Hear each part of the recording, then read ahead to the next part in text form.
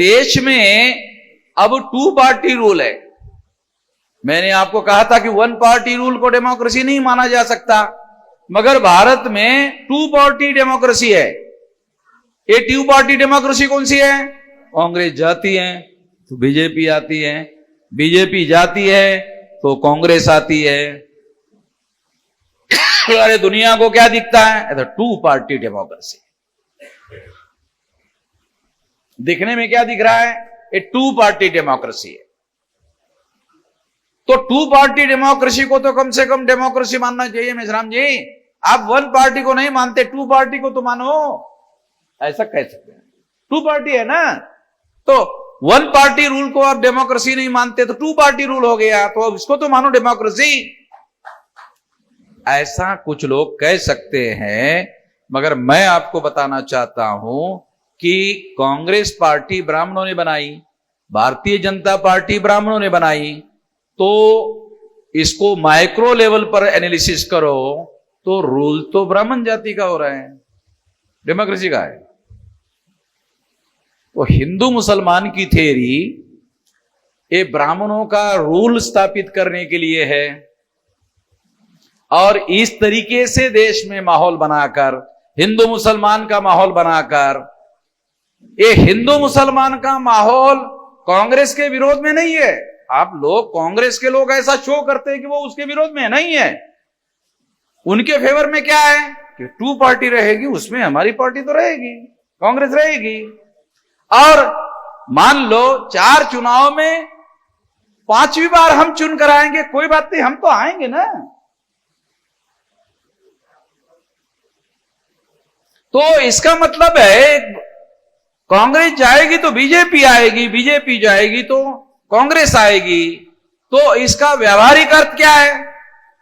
Congress party ब्राह्मणों की, BJP party भी ब्राह्मणों की।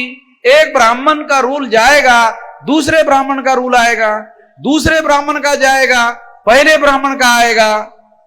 मैं कहते रहता हूं, एक राजाराम है, एक सीताराम है। राजाराम जाएगा तो सीताराम आएगा, सीताराम जाएगा तो राजाराम आएगा। तो हम लोगों के सामने राजाराम सीताराम, राजाराम सीताराम, राजाराम सीताराम, राजाराम सीताराम, राजाराम सीताराम, राजाराम सीताराम, ये तो कर रहे हैं हम लोग। ये भजन गाने के अलावा साला हमारे पास कोई विकल्प है नहीं, यही तो कर रहे हैं हम लोग।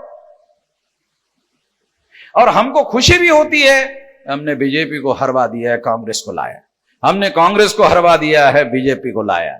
खुशी भी होती है हम लोगों को, और हम लोग झंडे भी निकालते हैं, और वो क्या, वो फुरफुरे भी फोड़ते रहते हैं। हम लोगों, हमारे लोग रहते ज्यादा सड़कों पर, उनको भी बहुत ज्यादा खुशी होती है, और वो खुशी 6 महीने से ज्यादा नहीं चलती। 6 महीने के बाद ये कही है। तो राजाराम सीताराम जब ये कही रहेगा, रूल ब्राह्मणों का रह रहा है, ब्राह्मणों के रूल में परिवर्तन नहीं आ रहा है। अगर ब्राह्मणों के रूल में परिवर्तन नहीं आ रहा है तो डेमोक्रेसी बहुत ज्यादा भयंकर स्थिति में भारत में फंसा दिया गया है। इसको कैसे बदला जाए, ये एक बहुत बड़ा संकट वाला मामला है। मैं आपको निराश करने के लिए नहीं कह रहा हूं, मगर इसके लिए बहुत बड़े क्रांतिकारी आंदोलन की जरूरत है। इतना ज्यादा मामला फंसा हुआ है, क्योंकि इन मुद्दों पर कांग्रेस बीजेपी, बीजेपी कांग्रेस एक है, कोई तीसरी शक्ति का उदय नहीं होना चाहिए। इसके बारे में कंसेंसस है उनका, इसमें वो चेंज और परिवर्तन नहीं होने देना चाहते। तो इसके लिए बहुत भारी आंदोलन की, जन आंदोलन की, बहुत बड़े आंदोलन की जरूरत है।